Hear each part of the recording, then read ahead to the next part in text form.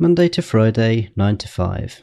That's how we're taught it is. Monday to Friday, then 2 days off for a weekend, and then back again Monday to Friday. But who says you have to do it like that? Suppose you want to take off an extra day a week, maybe have a 3-day weekend. Why should you have to work 5 days a week with just 2 days for the weekend? Well, that's what we talk about in this episode. I'm Jeremy Klein, and this is Change Work Life.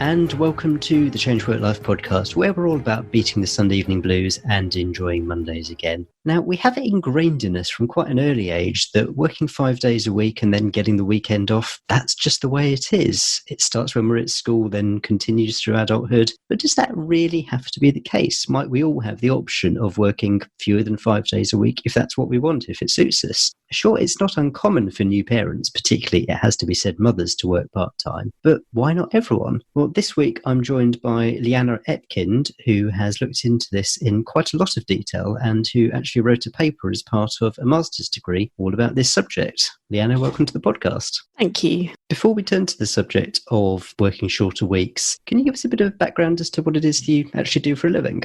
Sure. I am a community engagement lead for a social enterprise called Civic, and I work closely with libraries to transform them into community-led public space. Wow, fantastic. So what sort of thing does that involve? I think in normal times it involves lots of workshops and facilitation of talking to people about what their vision for a library is, what they'd really like to see beyond the kind of obvious offer of books and DVDs, and really encouraging people to think, are there events or services or resources that they'd like to offer from the library? So the library goes from being a place where the council offers things to service users to the library being a hub where local people, where local organisations, where library members can really have a great idea and initiate something, whether that's starting a sea shanty choir or starting a library of things where people can borrow a drill, but building on the library as a place where even if you're not that interested in books, there is something for you and something to bring you along, and hopefully all of the interesting cross-pollination and meeting that happens when different people from different walks of life are sharing a space. Fantastic. And I should say, if anyone's listening to this far in the future, when Lianna talks about normal life, we are still in the midst of this COVID pandemic, so life is far from normal at the moment. Who knows how things are going to pan out, but we shall see. Exactly. At the moment, there's a lot more digital convening and writing about what we will do once COVID comes to an end. Yes, absolutely. So you did this dissertation, Workers of the World Relax, What Prospects for a Campaign for a Shorter Working Week. Can you just talk about the context? What course were you doing when you wrote this dissertation? I did a part-time course in community organising at Queen Mary University because at the time I was working as a campaigner and Barack Obama had just come to prominence and everyone was finding out that he used to be a community organiser.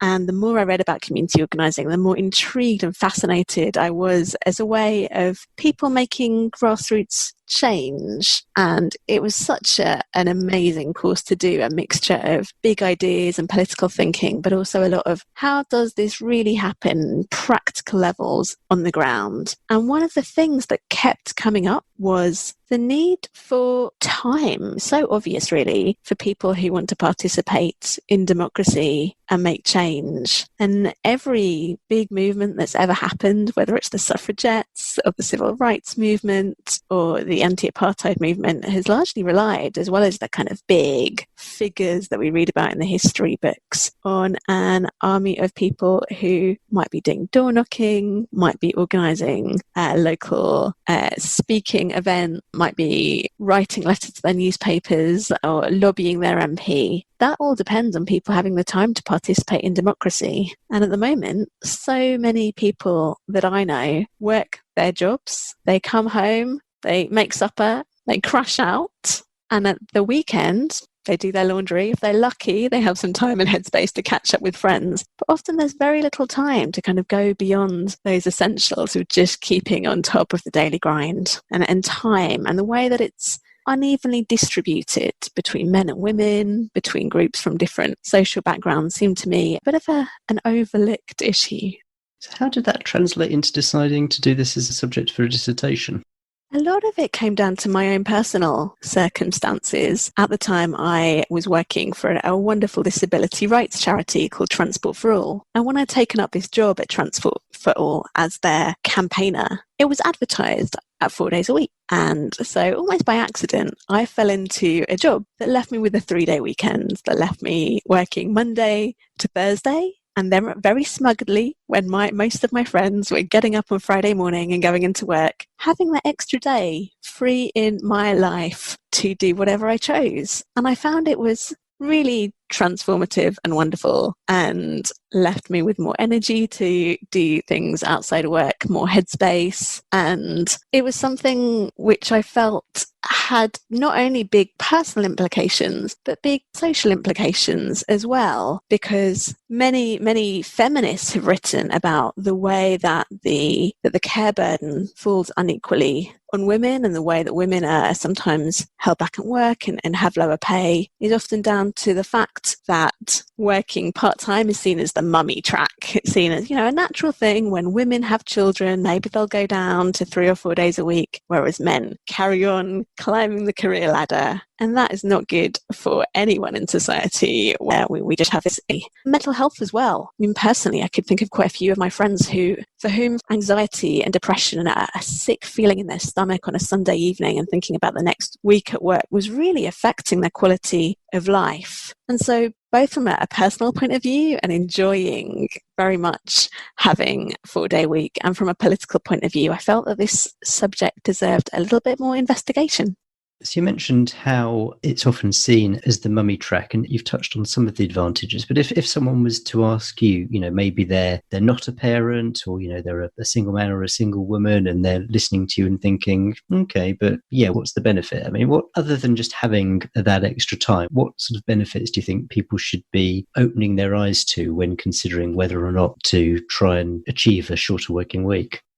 The benefit is just having a richer and more interesting life, and having more freedom to spend your limited years here on earth doing things that you care about, doing things which are your passion, or achieving your dreams. And I think we live in a really work-centric society, and there's a pressure sometimes, a narrative about finding your dream job, finding your passion, and lots of people devote years to trying to make it as an artist or as a masseur, or finding a job that will both give them joy and give them enough money to get by on. And I feel that can work out for some people, but it can be really difficult and competitive. And actually, having a job that doesn't have to fulfill every part of your being, but allows you the time, allows you the headspace and emotional energy to do the stuff that really fulfills you, to do the stuff that really brings you joy, is so key. For some people, that might be having extra time to read novels, or to learn the language they always wanted to learn, or to go fishing. For some people, that might be getting more deeply involved in community life and doing lots of volunteering, or really contributing lots to their neighbourhood, starting a community garden. For some people, that might be spending more time with their family or care work. But it's different for different people. And I think that everybody should be able to enjoy life now, rather than deferring leisure and deferring learning and fulfillment, and thinking, when I retire, I'll go traveling, or when I retire, I'll write that novel. Why wait? We should do that now. We could be hit by a bus tomorrow, and life is to be enjoyed here and now. I really like the idea of this sort of blended lifestyle where, some people will look for and some people will find the job which they absolutely love, and work isn't work, and they're happy to be doing it all hours of the day. But for many people, they either won't necessarily get there, or they need the space in order to start exploring what that might look like. And just working full time, they might not have the time and the headspace in order to do that. So I think that's an incredibly valuable point. In terms of the different types of ways that people might have a shorter working week, I mean, is this just sort of working a day less than you do, or are there options like compressed hours or longer days when you are working? I mean, what sort of models are there that people should consider? really non-dogmatic about the different ways people pursue a shorter working week. I think there's lots of different recipes and different things work for different people. Working a 4-day week, which I've chosen to do in my last 4 jobs, has really worked for me. But I have a friend who actually works for the NHS, and by temperament, she really enjoys working really long days for a chunk of weeks and then having like a whole week or a week and a half off. And that pattern of really going for it and then having no work is something that fits in with her life as well. For some people, it might be working shorter days and going in and doing a 5-hour or a 6-hour day and then leaving the office at 5 or 6. And that's something which some companies have experimented with. In Sweden, they've been, and there was a care company which had 2 shifts of some people starting early at 7 a.m. and then leaving early afternoon, and then a shift of people who came in later in the morning and then worked later in the evening, and that helped the company to being able to cover the shifts longer. So I guess it's a mixture of what works for the person and also what works for their boss and their workplace. And when they initially open up those discussions about flexibility, just figuring out what fits in with their role. I'll certainly come on to talk about looking at this from the employer and the boss's perspective. But let's focus first more on the employee and some of the objections that people might have, that people might have told themselves why this isn't something that will work for them. 2 things which come to mind that I'd be interested to hear your view on. One is the idea that working, say, a day less a week means getting less pay. So, it might mean taking effectively a 20% pay cut. Can I afford to do that? And the other thing is perhaps more of a mental state, a belief that in taking a decision to work fewer days a week and sort of going through that and saying to your boss, that's what I want to do, there's a fear that maybe you won't be taken so seriously, possibly be passed over for promotion. If there is a redundancy situation that comes up in the future, that maybe you put yourself at greater risk if you've gone down to working a 4-day week or a 3-day week or whatever it might be. Shall we first talk about the pay aspect, maybe what people can start to think about to get over that as an objection? I'm really glad you brought up the pay aspect, because I think this is the major barrier that stands in people's way of working shorter hours. And while there have been a few companies, actually quite a few recently during the coronavirus pandemic, with people looking at different ways of working, which have offered their employees shorter working weeks, but keeping the same pay, by and large, people considering cutting their working week are also going to be looking at taking home less money at the end of the month, which is quite a big deal for lots of us, especially those of us who live in cities with expensive housing, people who've got the cost of childcare. It's not easy.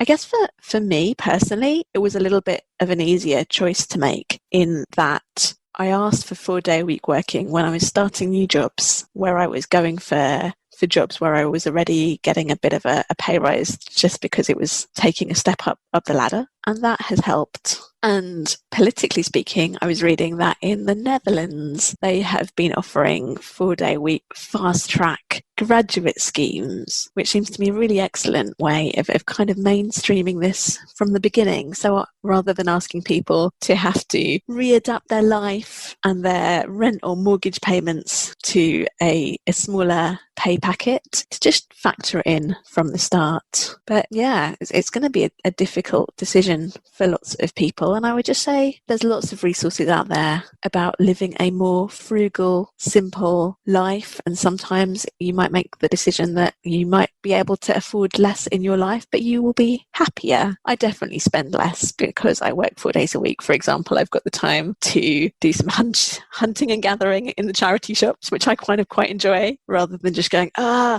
need a new work wardrobe, I'm going to go online. And I take a pleasure in things like fixing my own bike punctures. It sounds silly. I definitely take a lot longer to do it than I would if I dropped it off at a bike shop and got somebody else to do it. But having more time allows me to do more things for myself, cook for myself, for example, rather than getting a takeaway, and rather than outsourcing parts of my life to professionals. And I'll link back to an episode I did with Pete Matthew of the Meaningful Money podcast. I'll put the link to that in the show notes. But he talked in that episode about spending purposefully. So, not necessarily deciding that you have to cut back on everything, but looking at what you spend money on and realizing which things that you actually use. So it's not necessarily cutting out the one Starbucks or Costa coffee a day because you really like it and you enjoy it and it's part of your ritual, but it's looking at things like, well, am I using my Netflix subscription or Disney Plus subscription or Amazon subscription? I mean, there's so many different subscriptions that you can have these days. Am I actually using all of them? Am I using my gym membership? That sort of thing. I mean, I guess at the moment no one's using their gym membership, but that sort of thing. So it's not necessarily taking this, really frugal, if I'm going to do this, I'm going to have to start doing all of my cooking for myself and all of my cleaning for myself, which frankly might defeat the objective of trying to get more time in the first place. But it's being purposeful about what you spend your money on. That makes a lot of sense. And I think in the longer term, if we think about having a culture change and having a society where people have time to both work and have a life, that really needs to go along with things like raising the minimum wage. But the fact is, at the moment, the average wage in the UK is around £30,000, and it might be easier for people who are above that to start thinking through that option. And I guess another thing is thinking about the junctures at work where you might be in a position to ask for a pay rise and asking for more time instead. So I think lots of organisations are thinking about ways to reward their employees, and that doesn't always have to come in a pounds and pence way. There might, for some people, be a way of saying to their boss, look, I've hit all my targets this year. I think I would normally be in line for a pay rise. Would it be possible instead to leave early at Friday lunchtime instead? And that might be a way for some people of keeping the money they need to live a decent life, but also having more time. And I really like what you were saying about what they're doing in the Netherlands about starting on 4 days a week. Because I think there is definitely if you start with something, then you kind of get used to it. So if you start with a higher salary, then, maybe your spending rises to meet it. Whereas if you start with something which is a bit lower and with the 4 days, then you make it work, you budget accordingly and you get into the habit, which is going to be quite a challenge for people. But I can see it's a really interesting starting point. The other way of doing it is at the other end of the people's working life. I think the mainstream way is you work and work and work Monday to Friday, and then you retire and you fall off a cliff. And lots of people find that a very difficult adjustment to make. And there's evidence that the mortality rate actually rises after retirement, where people are just like, oh my gosh, what do I do with my life? And I think some employers are beginning to look at the possibility of, rather than just going from 5 days a week to nothing, giving their employees an option of going down gradually in a stepped way from 4 days a week to 3 days a week, maybe combining that with a handover to new staff as well. And I think that is such a great way of easing gently into a new phase of your retirement, because leisure is a faculty that we develop. We don't come out of the womb with an ability to enjoy, reading literature or to enjoy gardening or whatever hobbies we get into. That's something that we learn. And I think retirement can be a time where having just a bit of extra time to start exploring new friendship, new group, new interests, bit by bit, not all at once, can be massively helpful. So what about these other fears, that, if I go down to 4 days a week, then I'm not going to be taken so seriously as an employee. I might be passed up for promotion. I might be first in line when redundancy hits. First of all, is there truth to those objections? And then secondly, whether there is or isn't, how do you kind of get over those and stop them preventing you from possibly taking this step? I've had a fairly good experience with my employers being open to 4 day a week working, but I think culturally speaking, these are still really real concerns. And often, we live in a society where work ethic and working hard, even to the point where it's making some people ill, is valued and is something to think carefully about. And it's something where the more of us who take this path make it easier for people who come behind us as well. I remember talking to a friend who works in engineering, a very kind of male-dominated sector with some elements of machismo, who talked about how he had requested taking shared parental leave and taking a few months off to care for his new baby. And he got quite a pushback. And, did he not care enough about his career and his work? And he was a strong enough person to go for it anyway, and set an example of a successful senior employer who'd taken that chance. And I think, like any change in society in the workplace, sometimes it's about the trailblazers who can show that it is possible. For me, when I first went for a job that was 5 days a week at a small campaigning charity and said, actually, thanks for offering me this job, I would love to take it out. Can I take it up on a 4-day-a-week basis? There was some skepticism about whether such a busy job could be done properly on 4 days a week, or whether some things would get left undone. And the way that I approached that was framing it as a pilot and saying, okay, let's not commit to anything now. Let's try this through my probation period, see how it goes, review again. And I think that made it a little bit safer for my new employer to say yes to. And I think it reminds me of another earlier podcast episode with Stacey Mayer, where we were talking all about promotion. And she made the point that just working harder and working longer hours isn't necessarily going to be the way that gets you promoted, particularly to senior positions. And it's much more about communication and advocacy and demonstrating the skills rather than necessarily the long hours. So if you've got the mindset of still going for a promotion and have a plan for how to do it, then working shorter hours doesn't necessarily rule it out. But it sounds like from what you're saying, we're still somewhat in an infancy of attitude there as regards employers. So it's going to be harder for people, perhaps, who are looking for promotion to see how that will tie up with working a shorter week.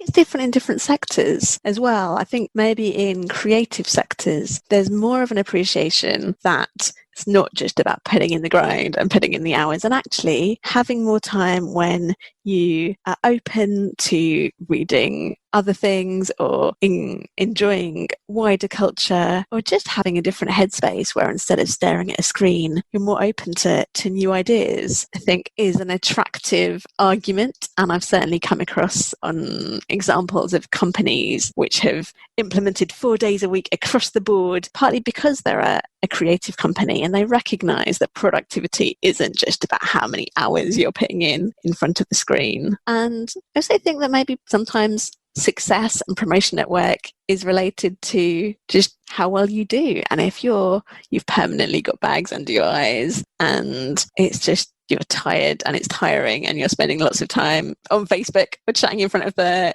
water cooler, that is less impressive than somebody who comes in on Monday, leaves at Thursday, but gets stuff done. Let's turn this round now and look at it from the perspective of the employer. Because clearly, if this is something that you want to take advantage of, then you're going to have to convince an employer that it's a good thing for them as well. So can you perhaps talk to some of the objections that an employer might raise if you go to them and say, I'd like to work a shorter week, and how you start to go about addressing those objections?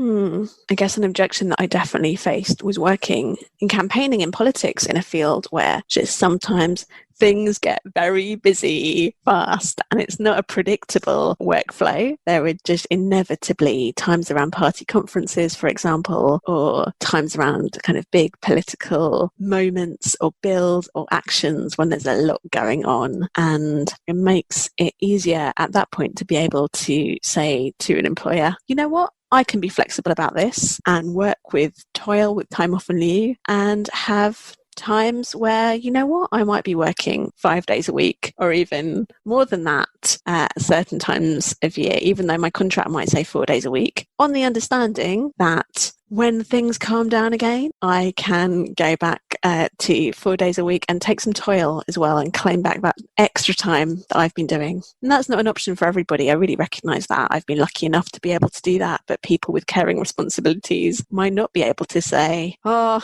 there's a big rally coming up and I'm going to be working until 8, 9, 10 p.m. in the office, knowing that I can make it up later and go down to 3 days a week for a little while, or just take a week off. But I think, that openness to flexing has been a big thing. The concept of toil time off in lieu. It certainly works in some professions, but certainly in others. I'm thinking of the professions like, law, accountancy, finance, where the idea of toil, it's not there. I mean, the typical employment contract is your standard working hours are 9 a.m. to 5:30 p.m. with an hour for lunch. But as you will appreciate, this is an industry where you may be expected to or may need to work longer hours than that or something like that. And, if you do end up working till 10 o'clock every night. That's just the way it is. Gosh, I remember talking to a barrister friend who went to a wedding reception and stayed for the ceremony and then went to her car and typed on a laptop because of a case that was coming up. Grim. Well, they're usually self-employed, so it's even worse for them. But if you're in that sort of position, I mean, is there any way that you can sort of sensibly get the time back if you do agree to this flexibility? I've not worked in any of those professions, so I don't really know. Okay, let's go back to you were going to make a second point before we got sidetracked on that. Yeah, I was going to say that I think, as with making any request at work, it's about thinking through in quite a Machiavellian way sometimes, like, what is your employer's interest here? What do they want? And I think I'm really glad to see that in pretty much every sector at the moment, there is added emphasis on inclusion and diversity. And I think especially this summer with Black Lives Matter, more and more employers have been feeling uncomfortable about the fact that their workforce does not represent the population. And I think there's some really strong arguments that you can bring to bear about working a shorter week and the diversity benefits of that, because we know that it is primarily people who have caring responsibilities, which in our current society tends to be women, who are disproportionately affected by a long hours culture, and disabled people as well. There are so many talented, amazing disabled people that I know who have so much to bring to work, but who can't sign up to doing 40-hour weeks because of energy limiting conditions. And I think there's some really strong arguments to be made to HR departments with their policies and to bosses about, okay, maybe you'll have to adapt. Maybe there are some things which will take a little bit of shifting around on your part, or some parts of my role that could be rethought. But actually, this is going to help make our company better at attracting the best talent there is, whether that is across genders, across disability status, across race, and more there's pressure on bosses to take that seriously. Let's talk about legal rights, so the legal framework behind all this. Now, not expecting you to know what the rules are in every single country, but I'm sure you have looked at what there is in different places. We're both in the UK, we've got listeners in the US, Australia, and all over the place. So, I mean, I know that here in the UK, there is a right for most workers to at least request flexible working, so you can apply for it. And there are limited grounds, fairly wide grounds, but still limited grounds on which an employer can turn down an application for flexible working. What's the state of play in other areas as far as you're aware of? I mean, I'm guessing that the US probably has even more limited rights than the UK, but I don't know. That may vary from state to state. The US is not known for a sensible work-life balance culture. Well, I'm going to turn again to the Netherlands, which I think is a really, forward-thinking country when it comes to working hours. And as you mentioned, in the UK, we have a right to request flexible working, which can be turned down by an employer if there's a good business reason. In the Netherlands, they turn that on their head and they say that you have a right to flexible working unless there is, quote, a compelling reason not to. So instead of the onus being on you, it puts the onus on the employer to really have a very strong reason why your request for working 6-hour days or working 4 days a week isn't possible. And I totally appreciate that there are lots of jobs where it's not going to be possible. If you're an emergency doctor and you are strolling out the door at 3 p.m, that might not work well with rotors. But that seems to me a really much more progressive way to frame this. And it's no accident that when you look at the Netherlands, from a gender perspective, it is much more equal. There's a mainstream concept of daddy days, and where both parents, men and women, play an equal part in caregiving and bringing up children. And obviously that means that in the workplace, you get less of a gender pay gap because there isn't this unspoken assumption, oh, once a woman hits her 30s, she might not be putting in 100% anymore. And both sexes are people who might be doing some time at work and some time back at home. So that's something that I'd really love to see the UK move towards. Yes, I absolutely agree. I think that the fact that the UK has a framework is helpful. Also, the fact that there are a list of 6 grounds that can be used to refuse an application is useful, because when you make your application, you can very specifically go through each of those and explain why it's not a reason for you to be turned down in your particular circumstances. So I think that's quite a useful way to approach it. What I'd really love to see is, and maybe this is happening at the moment and I don't know about it, about strategic legal cases pushing forward the right to flexible working. So, for example, if there's a workplace which has said yes to some mothers who want to cut down their working hours, but said no to fathers in a similar situation, it could be really interesting to start challenging that sex discrimination under the Equalities Act, because formally everybody in the UK has a right to request flexible working. It isn't restricted to parents or to carers, but I think sometimes in reality that assumption that it's for people with kids to pick up from school still lingers, and I'd really love to see challenges to that. Yes, having said that, very few people would want to be the test case, I would imagine. That would be a brave and scary thing. So for those people who are working 5-day weeks and they're listening to this and they're thinking, oh yeah, I quite like the idea of a 3-day weekend, or maybe even a 4-day weekend, what's the best place for them to start in terms of their mindset, their thinking, how they might make this happen? And anywhere in the world, have you got some sort of practical advice for what someone who's thinking about this can start doing that they can use to start making it a reality? The first thing I would say is be bold, be brave. Life is short, and it's the kind of niggle at the back of your mind. I think you can have lots of years thinking of all the things that you would love to do before you get older, before you retire, and to hold on to those dreams of the novel that you want to write, or the community garden you want to grow, or whatever you would like to do in that extra time. And then practically, I think a lot of it is about the strategies that we use in work in all areas of trying to progress our careers, talk to colleagues, figure it out with people who might be allies or might have a better idea of how the boss might react, or maybe people at work who've already taken that step and can hear from them how that conversation went and what the main concerns were. And I would add that just doing the research is really vital. Before I took a deep breath and asked for the first time whether I could accept the job that I'd been offered on a 4-day week basis, I did lots and lots of reading, and especially on the TimeWise Foundation website, which I found really useful. TimeWise has